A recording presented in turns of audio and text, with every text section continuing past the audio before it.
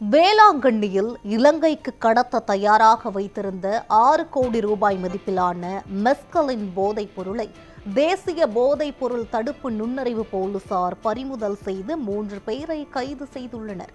நாகப்பட்டினத்திலிருந்து கடல் வழியாக படகு மூலம் இலங்கைக்கு போதைப் பொருள் கடத்தப்படுவதாக தேசிய போதைப் பொருள் தடுப்பு நுண்ணறிவு போலீசாருக்கு ரகசிய தகவல் கிடைத்தது. இதனைத் தொடர்ந்து போலீசார் வேளாங்கண்ணிக்கு வந்து ரகசிய கண்காணிப்பு பணியில் ஈடுபட்டனர். அப்போது வேளாங்கண்ணி கார் பார்க்கிங் பகுதியில் சந்தேகத்திற்கிடமான முறையில் நடமாடிய 3 பேரை பிடித்து விசாரணை செய்தனர். விசாரணையில் அவர்கள் மெஸ்கலைன் என்ற போதைப் பொருளை கடல் வழியாக இலங்கைக்கு கடத்த திட்டமிட்டிருந்தது தெரியவந்தது. இதனைத் தொடர்ந்து அவர்களிடமிருந்து 2 கிலோ மெஸ்கலைன் போதைப் பொருளை போலீசார் பறிமுதல் செய்தனர். இதன் சர்வதேச சந்தை மதிப்பு சுமார் 6 கோடி ரூபாய் என தெரிவிக்கப்பட்டுள்ளது.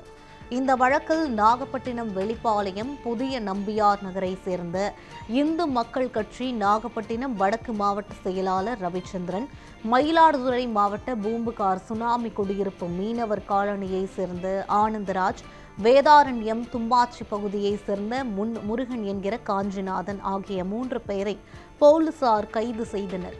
கைது செய்யப்பட்ட மூவரும் மருத்துவ பரிசோதனைக்கு பிறகு நாகப்பட்டினம் குற்றவியல் நீதிமன்ற நடுவர் முன்பு ஆஜர்படுத்தப்பட்டு மேல் விசாரணைக்காக சென்னைக்கு அழைத்து வரப்பட்டனர்.